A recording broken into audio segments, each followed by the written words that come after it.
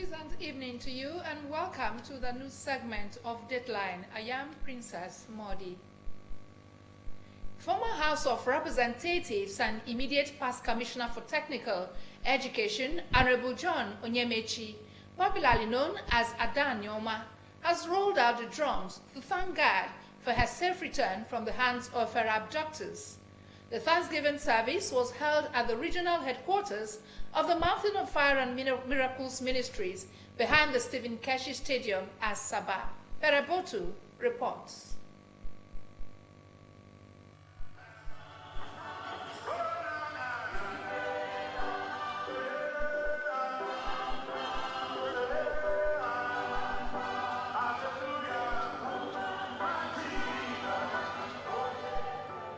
The Thanksgiving service attracted dignitaries including Governor Sheriff Oborowori, former Governor Ifeanyi Okowa and his wife Edith, former Minister Chief Chris Agbobu, Honorable Ngozi Okolie and Honorable Nnamdi Ezechi, both members of the House of Representatives, Speaker of the State House of Assembly, Right Honorable Emomotimi Gowo, Deputy Speaker, Right Honorable Ato Akwawowo, some commissioners, council chairman, head of service Mr. Reginald Bayoko, traditional rulers, top government functionaries, and religious leaders from different denominations, among others. Governor Sheriff Oborowori, represented by the State Deputy Governor Sir Monday Oyeme, decried the high level of insecurity in the country and called on the federal government to arrest the ugly situation. He commended security agencies for their sacrifices to ensure peace and security and congratulated Honorable Joan Oyemechi for thanking God for her safe return from the hands of her abductors. The governor said Delta was a praying state, hence the level of development and investors, and prayed that the ugly incidents does not reoccur. The level of insecurity in different parts of this country calls for serious concern, and we urge the federal government, which has security apparatus to arrest the situation, to do so.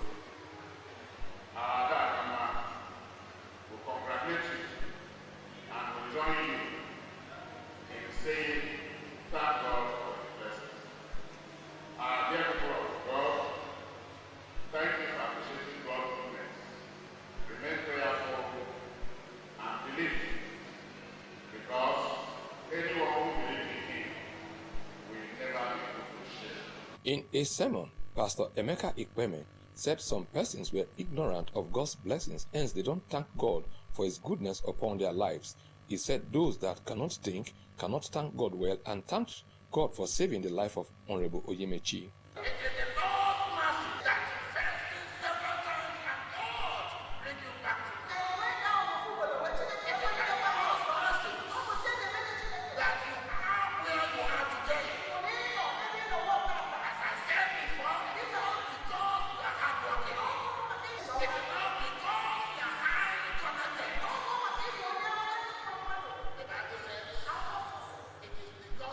Bishop Kingsley Enakiriri said God preserved Honorable Joan Oyemechi's life for a purpose, adding that to fulfill destiny, one must identify his purpose. In her remarks, Honorable Joan Oyemechi said she was thanking God for saving her life, adding that she spent 11 days in the hands of her captors. She said her kidnap was terrible, and in the process, her driver and police orderly, who was an inspector with 2 wives and 6 children, were killed.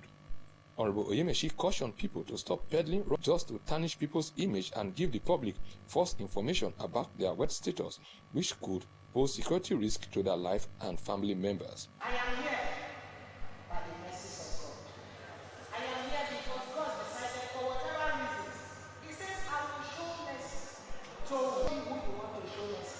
Why do you want to show the person mercy?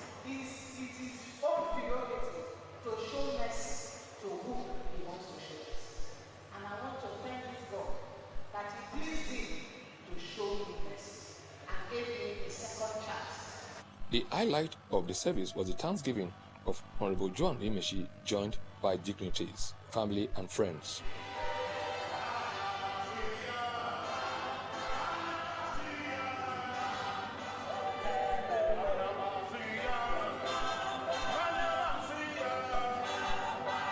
I am Perebotu reporting.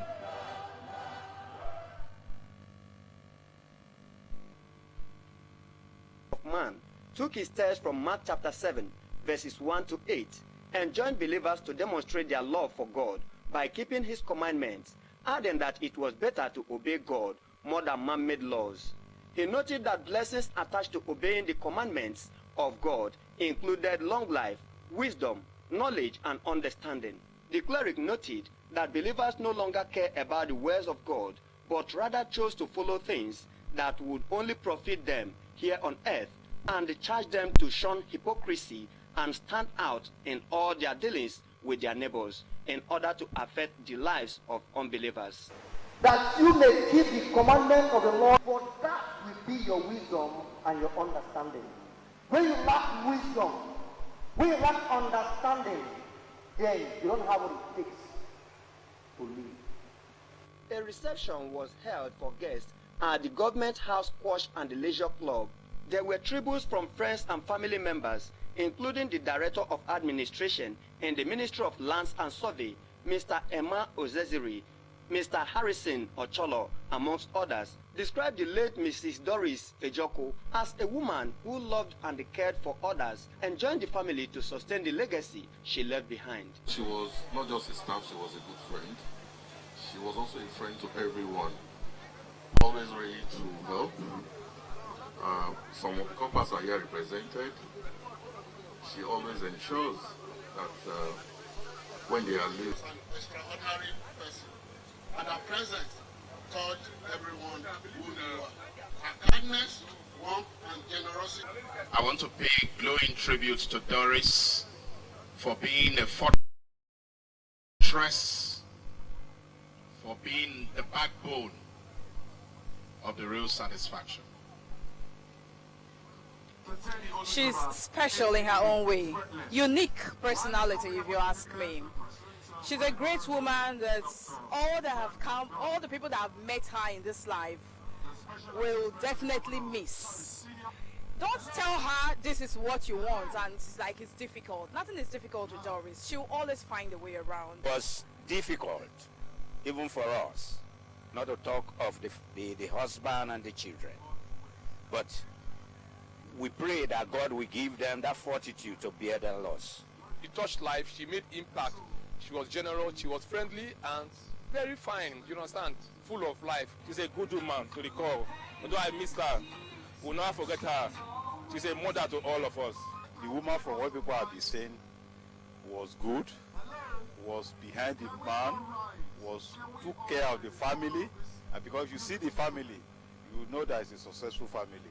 We of the Ratawu Union in DPS, we are solidly behind you and we will continue to be behind you.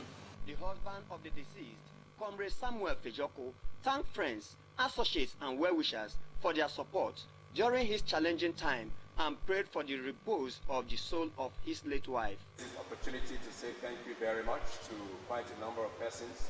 There's no way I can reel out all their names.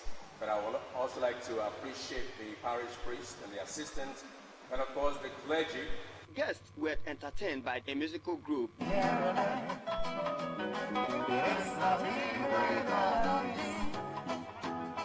Henry Onogwa reporting. President Bola Tinubu has urged the newly appointed Brazilian ambassador to Nigeria, Carlos Jose Arias, to prioritize the establishment of direct flights between Nigeria and Brazil. Receiving the letter of credence from the Brazilian ambassador, President Tinubu Luis Inácio Lula da Silva of Brazil on the matter in February on the margins of the African Union Summit in Addis Ababa, Ethiopia. The president expressed Nigeria's commitment to working closely with Brazil to strengthen bilateral relations and advance shared priorities, welcoming the country's presidency of the G20 in 2024. In his remarks, Ambassador Arias said President Lula was looking forward to welcoming President Tinubu to the G20 Leaders Summit scheduled for November 18 and 19, 2024 in Rio de Janeiro. He also conveyed President Lula's invitation to Nigeria to join the Global Alliance Against Hunger and Poverty.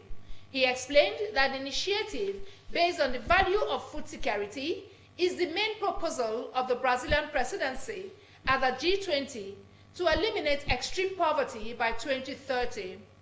President Tinubu also received a letter of credence from Ghana's High Commissioner to Nigeria, Vice Admiral Seth Amoama, retired.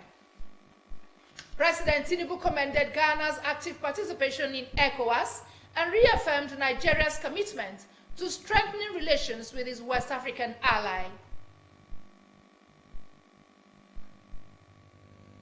Meanwhile, President Bola Tinubu has landed in China today. The presidential aircraft touched ground at Capital Airport, Beijing, at about 9 a.m. local time.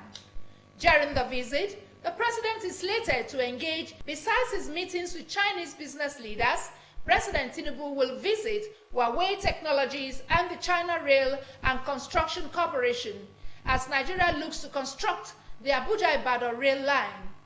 The president, who is also the chairman ECOWAS, Authority of Heads of State and Government, will on Thursday, 5th September, participate at the opening ceremony forum on China-Africa cooperation at the Great Hall.